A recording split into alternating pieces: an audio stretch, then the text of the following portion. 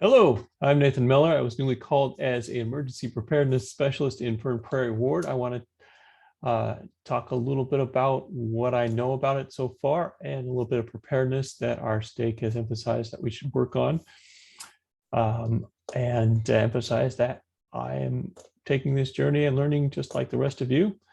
So let's take a look at the guidelines that come from the First Presidency and kind of what that means for us.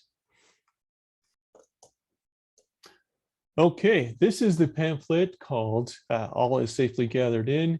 You can get this pamphlet sometimes in our meeting houses, but you can always find it online or in the Gospel Library. It's a very short pamphlet. It's 2 pages, and that allows you to do what you need to implement that and think about that for your own family. So in summary, we're asked to prepare for adversity. And that's having a basic supply of food and water and money in savings. And we're urged to be wise as we store food and water. We're not going to try to do it all at once and go full on prepper all at once just to look better, but we want to be prudent about doing that and doing what we can afford to do. And there may be some of us who do not have financial reserves or space for storing the food. But otherwise, we should do our best to do so. So some of these first 3 things are what the stake is emphasizing recently. We should take care of. When we think about a longer term supply, we're thinking about things like our dry pack canning, right? Rice, beans, and those things that can last up to 30 years when we store them.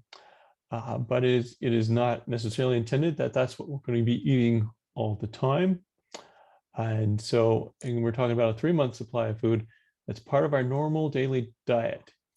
And if we purchase a few extra items, we can build up the supply and gradually increase it until we have enough for 3 months. And that supply should be rotated a lot more often than 30 years. Notes here on drinking water. So what they're actually suggesting is store it in some of these containers like this. You've seen these containers when you've gotten soda or juice. You can also buy water in these containers. And after you drink the water in the containers, you can fill them up again with water. For someone like me who's on a well and the power goes off, we don't have any water, this is probably a good idea and something I need to focus on. And also financial reserve by saving a little money each week.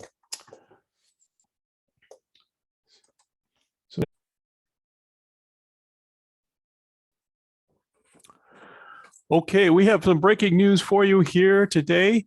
We have news that the Omega variant is rapidly spreading, and have the Center for Disease Control has listed a number of symptoms so that you may recognize this variant. First of all, to defend against the Omega variant, is suggested that you stock up on machetes, flamethrowers, and shotguns.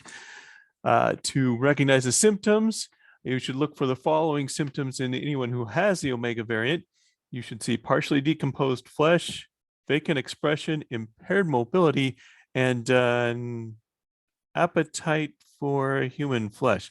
Did I just describe zombies? Are you guys messing with me here? What are you writing in here? Is that okay? We're going to get a visual here so you can recognize that.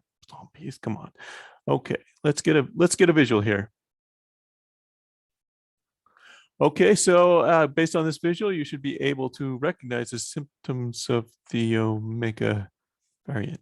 That's zombies again. Could you take that out? Could you take that down? Okay. Okay. Most importantly, food service has been disrupted nationwide and in your local community. The grocery stores have become a breeding ground for the Omega variant. And so it is suggested that you stay away from them for a while. It is expected that you'll be able to shop normally in approximately 90 days. Okay. Oh, wow. I'm going to be losing some weight here. So our thoughts are with you. Please be safe and gather your families around you. This could be the end. Now let's take a look at what that thing can look like. So many people have a pantry at home that's nice and neatly organized, and I admire that. And hopefully it has all the food you want to survive. Let's take a look at what mine looks like and try not to be embarrassed. Okay, everything. Okay, and I'm just messing with you here. This is a stock photo. Both these are stock photos. I decided against going and taking pictures of a perfect pantry for this video so that nobody would be intimidated. But I'm going to take you to a tour what my pantry actually looks like. I didn't made no changes whatsoever in preparation for this video. So this is going to be a candid shot of what my pantry actually looks like. So given the emergency situation, I'm going to go take a look at what's in my pantry. I decided to show you my pantry instead of a perfect pantry so that nobody's intimidated. And we'll take a look and we'll get an idea of whether I could feed my family on this for the next 90 days. Okay, as you can see, we have everything neatly organized like in the photo you saw earlier. Okay, what the heck is going on here? Was that? Oh, okay. Well, apparently a couple of men came to our house a few days ago and packed up all of our pantry food into boxes. Something about a dishwasher leaked last December, and they're redoing the kitchen. So let's take a look at what that looks like instead. Very embarrassing.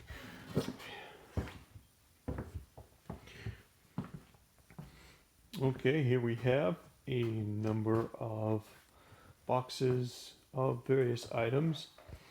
And this means we turn our search for food into a treasure hunt, which isn't all that different from what my pantry looks like most of the time. But maybe we can do something.